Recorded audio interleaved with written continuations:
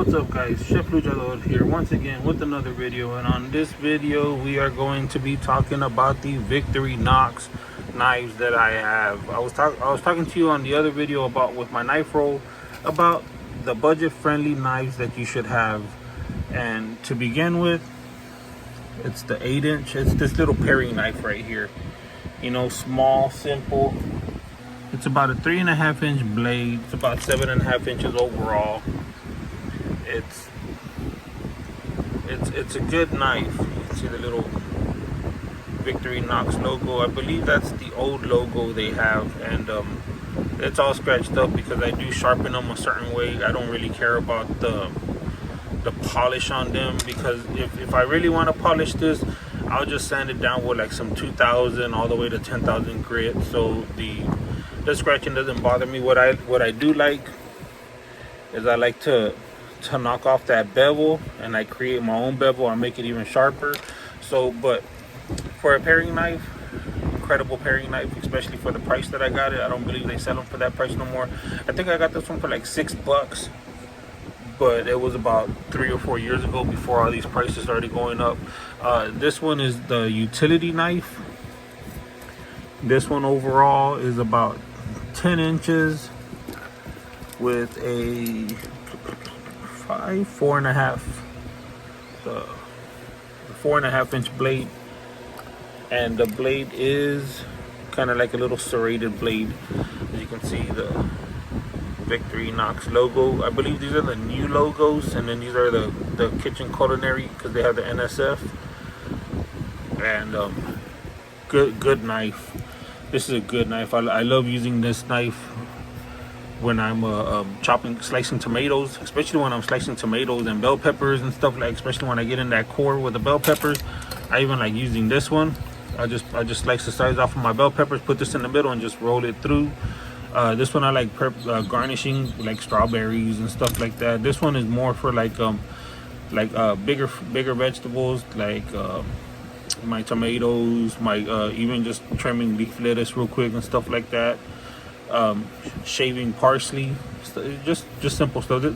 I didn't think I was gonna like it because of the serratedness, but I even cut like buns open with this stuff. I don't have to pull out my 10-inch serrated offset. And so, good knives, these Victorinox. And then we have this last one. The last one is overall it's a 13-inch overall. I believe it's an 8-inch blade. It's a 7.5-inch blade. Almost. This beautiful beast right here is another Victorinox. These two knives right here, I got them as gifts during Christmas. I do have the safety, the single plastic covers for them that snap on. I got these as a Christmas gift.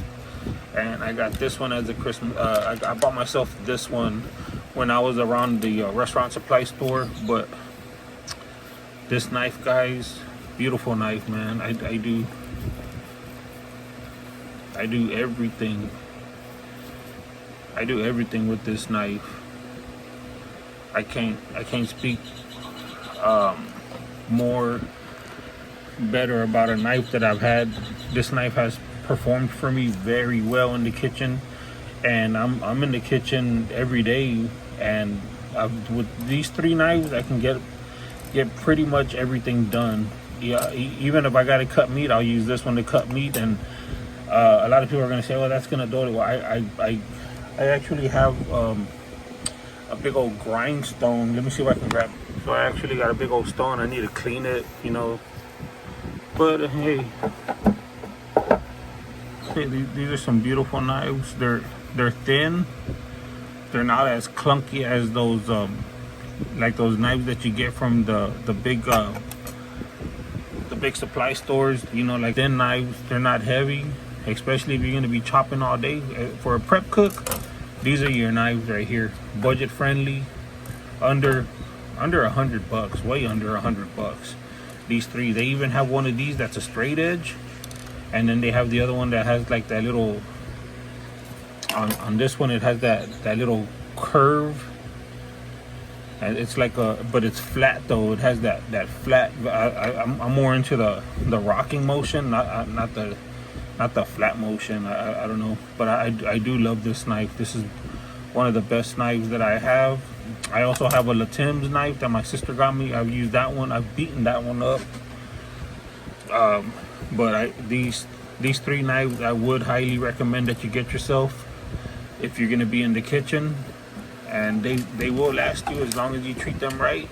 And this one, I did drop it on the floor, so I did have to resurface the edge. As you can see, like I said, I mess all my bevels up. I do them on purpose so I can get a sharper point on them. So I especially when I cut meat, I do have the habit of running the tip. I won't slide it. I like this right here. I want this the sharpest because I am gonna run, especially like when I'm cutting bell peppers and stuff like that, or cut julienne strips. I just want to. That's all I want to do. I just want to go with the point. I don't want to use the whole knife. I just want to with the point and then hit it with the honing blade. And we're done. We're ready to go. Let's keep on going. These knives have never failed me, guys. Never failed me. And if you are going to get into this business, I do want to give you one quick safety tip. Make it a habit to pull your hand back if they slip. Do not try to catch it. So your instinct is going to be automatically to catch that knife, especially when it slips out of your hand. So please guys, make it a habit to pull back away. I had a time where that big knife that's on my other knife, on my knife roll video, that the large chef knife, the 10-inch blade, I sharpened that bad boy for a long time. I could just slide through everything. I was cutting big old I believe they're like eye rounds. I was cutting them in half, but I was able to cut them in half with one swipe, and that knife slipped out of my hand, and I went and I reached and I grabbed it with my right hand, and right here, well, I caught it, but I literally cut my finger all the way to the bone. And yeah, just be very careful. I had to wrap it up, and I put super glue on it and stuff, but it took a while to heal. Kept with the disinfecting and trying to fight the infection and stuff, but yeah, just be very careful, guys. Make it a habit. If you drop the knife, you pull back. Drop the knife, pull back. If it slips, just pull. Just make it a habit. Don't go for the knife.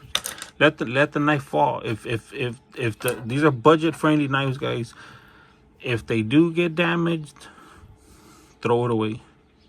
Okay, throw it away and buy yourself another one. It doesn't go that deep with these knives. I know people want you to have these expensive knives and stuff like that, and you look cool and stuff. Yeah, you're gonna look cool, but you're only gonna be able to count to 9.5 or 9, so that's not cool.